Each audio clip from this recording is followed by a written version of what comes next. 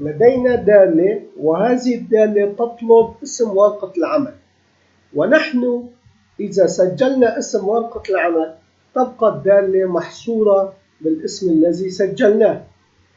لدينا ورقة عمل C، ورقة عمل B، ورقة عمل A. هذه الأوراق لديها مجاميع. إذا طلب منا برنامج أن يعرض مجموع البي، لنفترض أن لدينا الA يعرض مجموع الA، أعطانا 1827 صحيح 1827. طبعا البرمجيات بسيطة، اختلف الرقم تمام. كيف تم تنفيذ هذا السهم؟ عن طريق التحقق من الصحة. طبعا هذا شرح منفصل عن شرحنا. نستطيع أن نكتب أسماء الأوراق هنا ونحدد خلية عشوائية ونطلب التحقق من الصحة. التحقق من الصحة ونطلب قائمة. هذه القائمة تطلب منا أين هي البيانات، نقول هذه هي البيانات. عندما نعطي موافق فإذا ظهرت البيانات هنا. البرمجة متشابهة، تظهر بيانات هنا. إذا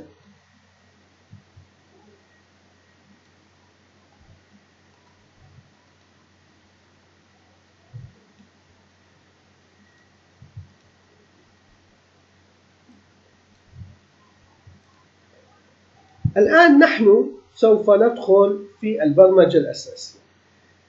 ماذا كتب هنا؟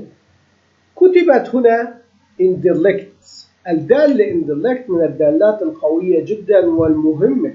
نستطيع أن نستعيد عن هذا الذي سجل بالindirect. النص الذي سجل هنا، بدل ما نكتب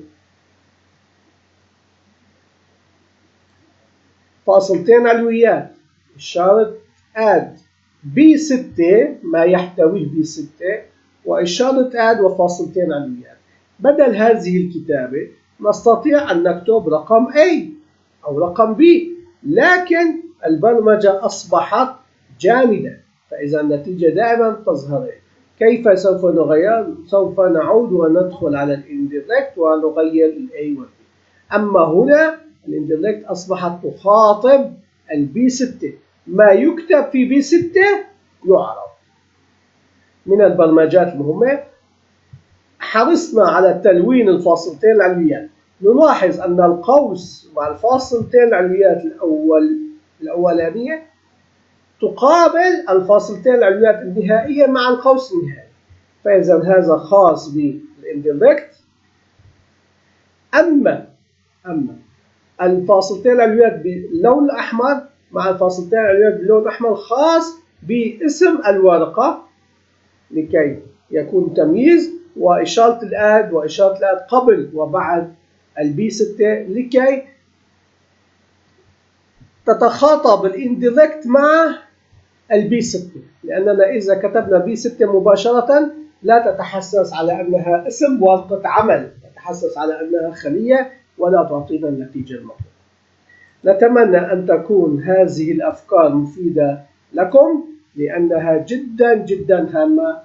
نلتقي غدا إن شاء الله.